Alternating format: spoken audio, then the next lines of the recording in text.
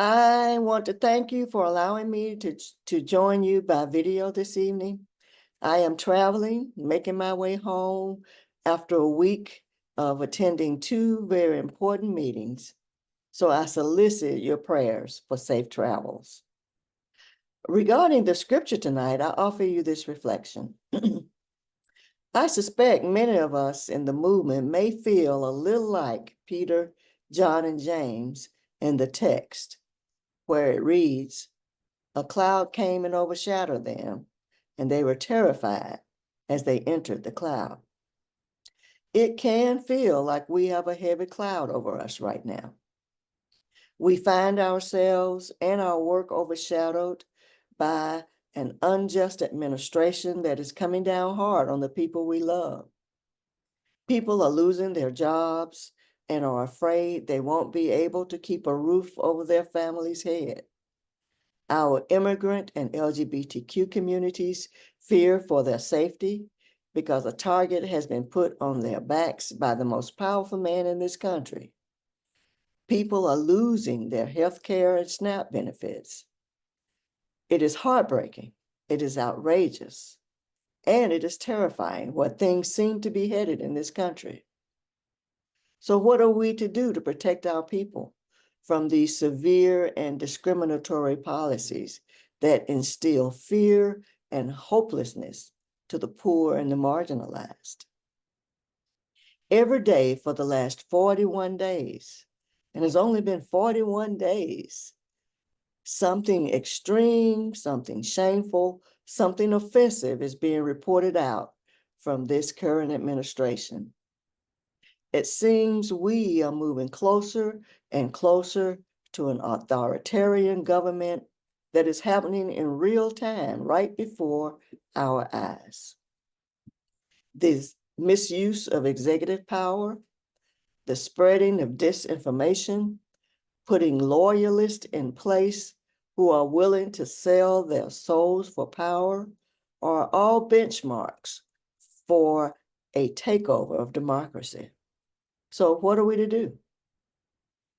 One thing is to not react to every outrageous, senseless thing being thrown at us.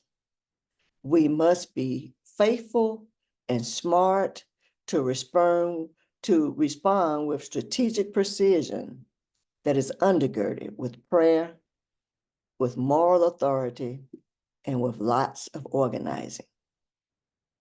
There are lessons we can draw from Luke today. First, Jesus took Peter, John, and James up to the mountain to pray.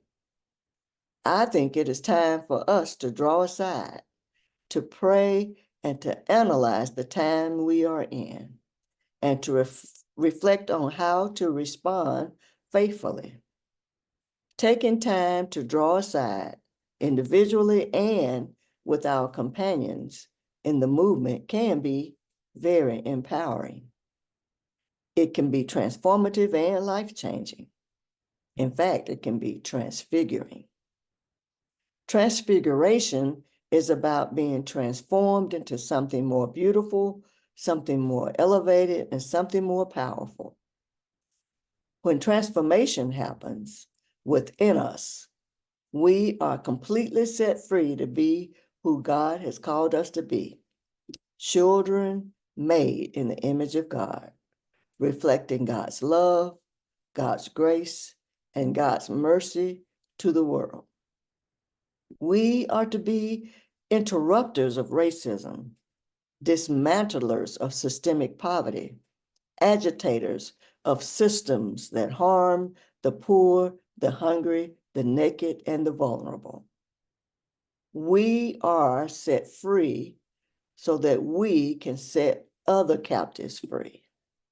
And taking time to draw aside to pray and reflect is essential when doing movement work. Second, the second message I draw from this passage is to listen to the ancestors and the elders. Jesus spoke and listened to Moses and Elijah. A critical part of drawing aside should also include studying and listening to the wisdom of people who have gone before us. What we are going through now is not new.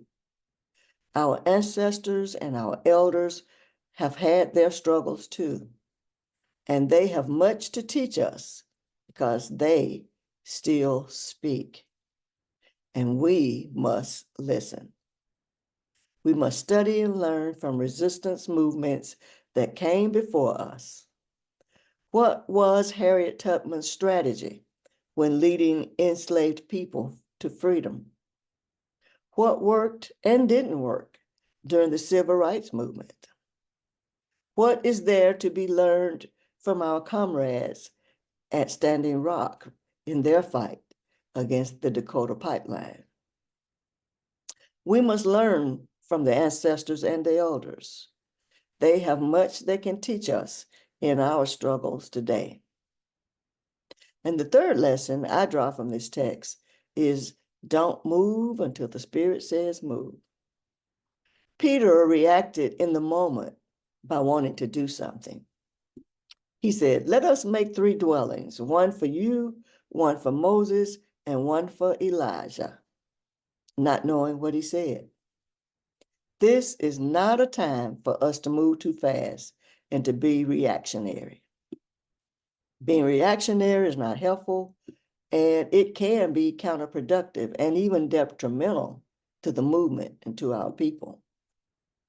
I have a friend who pastors a welcoming and affirming congregation, and they are a sanctuary church.